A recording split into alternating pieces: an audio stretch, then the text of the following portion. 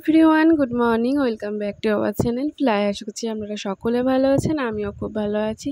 আজ আবারও আপনাদের সামনে নতুন একটা ব্লগ নিয়ে হাজির হয়েছি। আই হোপ আপনাদের সকলের আমার ব্লগটা ভালো লাগবে। তো চলুন আজকের ব্লগটা শুরু করা যাক। প্রথমেই বলে রাখি, আজকে তিনখানা জিনিস রান্না করব। একটা হচ্ছে মাটন, একটা হচ্ছে মাটনের চর্বি দিয়ে ঘুগনি, আর একটা হচ্ছে লুচি, গরম গরম ফুলকো লুচি। তো চলুন ব্লগটা শুরু করি। আগের দিন রাতের বেলা কর্তামশাইয়ের আবদার ছিল কালকে একটু মাটন বানাবে, আর তার সঙ্গে একটু বেশি করে চর্বি আনবো, চর্বি দিয়ে একটু ঘুগনি বানিও। মনে মনে একটু অখুশি হলেও হাসি মুখে বলেছিলাম, হ্যাঁ বানাবো, তুমি সকাল সকাল উঠে তাড়াতাড়ি এনে দিও। আসলে প্রথমে অখুশি ছিলাম এই গরমের মধ্যে এই সব রান্না করতে হবে বলে, কিন্তু তারপর মন থেকেই বলে উঠলো, আমি ওনার খুশির জন্য এইটুকু রান্না করে খাওয়াতে পারবো না? উনি তো আমার জন্য কত কিছুই না করে, জানো তো।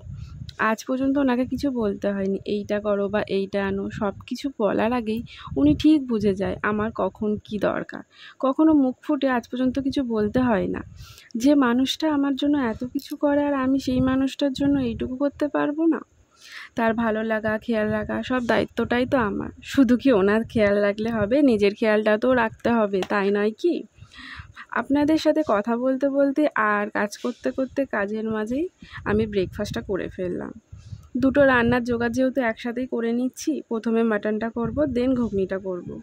সকালে দুটো রান্না করে রাখলে, ময়দাটা মেখে রাখলে, সন্ধেবেলা গরম গরম লুচি ভেজে দিয়ে সবাইকে দিলে বেশ ভালো করে সবাই খেতে পারবে।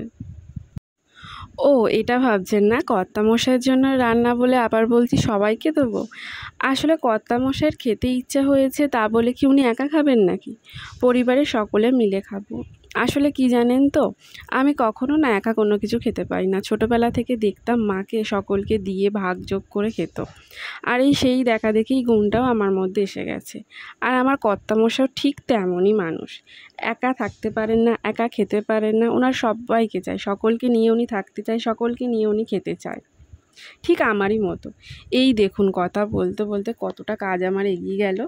যেহেতু ওনাকে আগের দিন রাতেই বলে রেখেছিলাম সকাল সকাল এনে দিয়েও করবো, তো যাতে আমার কষ্ট না হয় ওই জন্য উনি সকাল সকাল উঠেই তাড়াতাড়ি করে এনে দিয়েছে।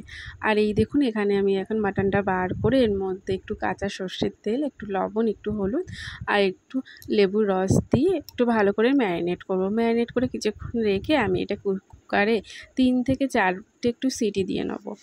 আর যেহেতু দুটো রান্না একসাথে করছি, আর একটা কুকার আছে, ওটা আমাদের না, আমি দিদার বাড়ি থেকে নিয়ে এসেছি। যেহেতু দুটো রান্না একসাথে করব, তো তাড়াতাড়ি হওয়ার জন্য ওই কুকারটাতে আমি আবার মটরটা সেদ্ধ করতে দিয়ে দেবো। আর এইখানে আমার এই মাটনের যে মশলাটা সেটা রেডি হয়ে গেছে, আমি মিক্সির বাটিতে ঢুকিয়ে নিয়েছি, টমেটোটা সাইডে রেখেছি। তো মিক্সিটা এখন মশলাটা করে নেবো, তারপর আমি ঘুগনির দিকে হাতটা দেবো আর কি। মানে প্রথমে এটা একটু এগিয়ে রাখবো, তারপর ওইটা আমি ধরবো। আমি চর্বিগুলোকে আলাদা করেও রেখে দিয়েছি, চর্বিগুলো টুকরো টুকরো করে পিস করে নেবো, যাতে ঘুগনিতে দিলে খেতে ভালো হয়। মাংসের জন্য এদিকে সব রেডি করছিলাম, তারপর ভাবছিলাম এখন ঘুগনির জন্যও রেডি করতে হবে। একটু কষ্ট হচ্ছিল, আর গরমটা তো আজকে প্রচণ্ড পড়েছিল। ওয়েদারটা খুব একটা ভালো না। একটু যদি ঠান্ডা ঠান্ডা ওয়েদার থাকে বা একটু বৃষ্টি হলো তার পরের দিন করলাম, বা যেদিন বৃষ্টি হলো সেদিন করলাম, তাহলে বেশ ভালো হয়। কিন্তু এরকম ওয়েদার একটু কষ্ট হয় বই কি। আবার দুটো রান্না, তারপরে লুচিটা একটু প্রবলেম হচ্ছিল আমার। তো যাই হোক, ওনার খুশির জন্য এটুকুনি তো করাই যায়, উনি কত কিছুই না করে। তো যাই হোক, আমি করছিলাম। আর সত্যি কথা বলতে আমার মাটন খেতে একদমই ভালো লাগে না। আমি তো আগে একদমই খেতাম না, আমি খেয়ে হজমও করতে পারি না, আর আমার গন্ধটাও যেন একদম ভালো লাগে না, মুখে দিলেই যেন কেমন একটু লাগে। তারপর একটু হালকা খাওয়া শিখেছি, কিন্তু খুব জোর হলে যদি বড় পিস হয় 1 পিস, আর যদি ছোট পিস হয় 2 পিস, তাও একটু সিনার মাংস বা একটু চর্বি ধরো এরকম টাইপের। কিন্তু একদম আমি খেতে পারি না। আমি আবার চিকেনটা খুব ভালো খাই, চিকেনটা আমার এত ভালো লাগে, চিকেনের লেগ পিস। কিন্তু আমাদের এই বাড়ির সকলে না মাটন খেতে খুব ভালোবাসে, কেউ চিকেনটা ভালোবাসে না। তো আমি আবার কী করি, প্রায়শই চিকেনটাই রান্না করি, মাটনটা খুব একটা করতে চাই না, কিন্তু আনলে তো করতে হয়। কিন্তু তারপর আবার ভাবি না, আমার জন্য এরা চিকেনটা কষ্ট করে খায়, আমি ওদের জন্য 1 পিস 2 পিস মাটন খেলে কী বা এসে যায়। ওই জন্য এখন একটু আধটু খায় আর কি, কিন্তু চিকেনটাই খুব একটু ভালো খায় আর কি। আর আলুগুলো আমার ভাজা হয়ে গেছিলো। আর এইদিকে আমি চলে এসেছি এবার ঘুগনিটা রেডি করার জন্য। তো মটরটা আগের দিন রাত্রে যেহেতু ভিজিয়ে রেখেছিলাম, মানে বলার সঙ্গে সঙ্গে মটরটা ভিজিয়ে দিয়েছিলাম যখনই বলেছিল খাবো আর কি। তো এখন ভালো মতো মটরটা ভিজা হয়ে গেছে। আর আমার ঘুগনিতে যে আলুটা করব সেই আলুটা একদম ছোট ছোট ঘুগনির যেরকম আলু হয় আর কি সেরকম সাইজের কেটে নিয়েছি। এখন দিদার বাড়ি থেকে ওই বললাম না প্রেশার কুকারটা দিদাদের নিয়ে এসেছিলাম, তো দিদার বাড়ি থেকে প্রেশার কুকারটা এনে ওর মধ্যে মটর আর ঘুগনিটা দিয়ে আমি একদম বসিয়ে দেবো। ওদিকে মাংসটাও সেদ্ধ হয়ে যাবে, এদিকে মটর আর ঘুগনিটাও মানে সেদ্ধ হয়ে যাবে। কুকারের মধ্যে ঘুগনির মটরটা, আলুটা আর একটু লবণ আর একটু হলুদ দিয়ে একবার আমি বসিয়ে দিয়ে দেবো সিটি দিতে। তো এখন এগুলো ঢেলে নিচ্ছি। আর মটরটা এত ভালো ছিল মানে কি বলবো, খুব সুন্দর সেদ্ধ হয়েছে। মানে আমি দুখানা সিটি দিয়েছি, 3টে ভেবেছিলাম দেবো, তারপর ভাবলাম যদি গলে যায়, কারণ একটু মুখের মধ্যে লাগবে মটরটা, তাহলে খেতে ভালো লাগে। একদম পুরো গলে গেলে কেমন যেন কাদা কাদা মতো হয়ে যাবে, ভালো লাগবে না। তো ওই জন্য 2টো দিয়েছি, এত সুন্দর সেদ্ধ হয়ে গেছে বলার মতো নয়। এবার তোমাদেরকে বলি, এই রান্না করতে করতে আমার সাথে একটা খুব সুন্দর ঘটনাও ঘটে গেল। ঘটনাটা এবার কি শোনো, 2টো রান্না যেহেতু আমি একসাথে করছি, আবার লুচিও করব, এই জন্য আমার কর্তা মশাই নিজেকে আর সামলাতে না পেরে এগিয়ে এসে বললেন, তুমি তো সবই রেডি করেছো, তুমি না হয় ঘুগনিটা করো আর এদিকে আমি মাংসটা করে নিই, সবই তো রেডি আছে। সত্যি মানুষটার না কোনো তুলনা হয় না। আমাকে কতটা বোঝে ভাবো, এই গরমের মধ্যে আমার করতে কষ্ট হচ্ছে বলে তিনি এগিয়ে চলে এলেন। ওই জন্য আমি এই দিকে ঘুগনির মশলাটা বসিয়ে দিয়েছি, মানে পেঁয়াজ কুচি তো ছিল, টমেটো ছিল, আদা রসুনের পেস্টটাও দিয়ে দিলাম। আবার আমি এই ঘুগনিটা আবার 2টো করতে হবে, কারণ দিদা যেহেতু খাসির মাংস একদমই খায় না, ওই জন্য দিদার জন্য আলাদা এমনি আলু ঘুগনি পেঁয়াজ রসুন দিয়ে যেরকম করি ওরকম করব, আর এদিকে আমাদের মানে মাটনটা দিয়ে করব। আর এই দেখো উনি এখানে বসে পড়েছেন মাংস রাঁধতে। উনি আবার বলছে যে ভিডিও করছো করো, কিন্তু আমায় যেন দেখা না যায়। তো আমি বললাম ঠিক আছে, দেখা যাবে না, হয়তো হাতটা একটু দেখা যেতে পারে। তো হাতটাই দেখা যাচ্ছিলো, ওনাকে আর দেখা যায়নি। আর ওনাকে তোমাদের সামনে আনলামও না, যেহেতু উনি জিনিসটা পছন্দ করেন, এত কাউকে জোর করাটা উচিত না। আর এই দিকে আমি আমাদের যে মাটন ঘুগনি সেটা করে নিয়েছিলাম, পরে দিদার জন্য আলাদা করে আবার দিদার ঘুগনিটা করবো, মানে একসাথে এখনই একবারে করে রাখবো, রাতের বেলা শুধু লুচিটা ভাজবো।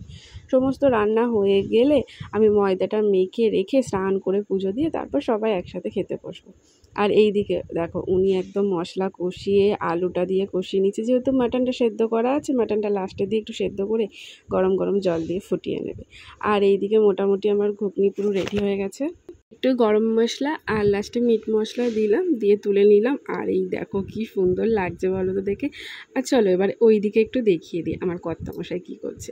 দেখো ওনারও এদিকে রান্না হয়ে গেছিলো, ঝোলটা ফুটছে, আর একটু ফুটে গেলে নাবিয়ে নিলেই ব্যাস রেডি। এদিকে 2টো রান্না হয়ে গেল। তারপর আবার চলে এসেছি এদিকে দিদার জন্য ঘুগনিটা বসাতে, সেম প্রসেসই করবো, শুধু এখানে চর্বিটা দেবো না। তো ওই জন্য কড়াইয়ে তেলটা গরম করে মশলাটা কষিয়ে নিচ্ছি। তারপর দিদার মটরটা আলুটা তো সেদ্ধ করাই আছে, একসাথেই ওই 2টো সেদ্ধ করেছি।